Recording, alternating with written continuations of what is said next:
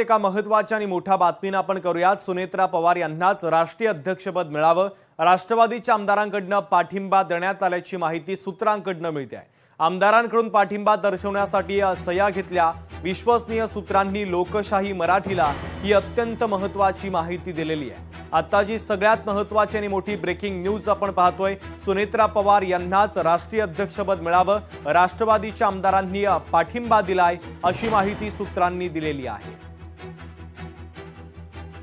अमोल धर्माधिकारी आमचे प्रतिनिधी या बातमीच्या संदर्भातले अधिकचे अपडेट पोहोचवतात। अमोल, आपण पाहतो की राष्ट्रीय अध्यक्षपदी सुनेत्रा पवार यांची निवड करावी असं सातत्याने मीडियाच्या माध्यमातून अनेक राष्ट्रवादीचे आमदार आणि नेते म्हणतायत। मात्र प्रत्यक्षात राष्ट्रवादी काँग्रेस पक्षाचं राष्ट्रीय अध्यक्ष करण्यासाठी राष्ट्रवादी पक्षातूनच सह्यांची मोहीम ही घेतली जाते अशी माहिती सूत्रांकडून मिळालेली आहे।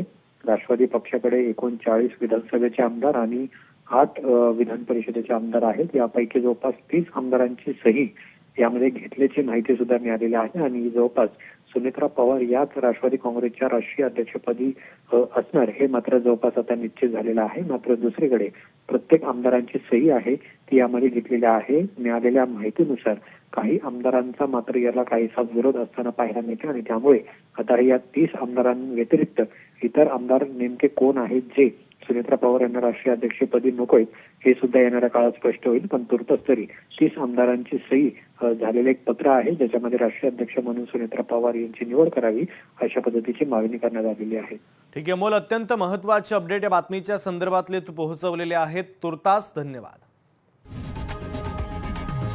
लोकशाही मराठी ऐका, पहा, जागरूक रहा।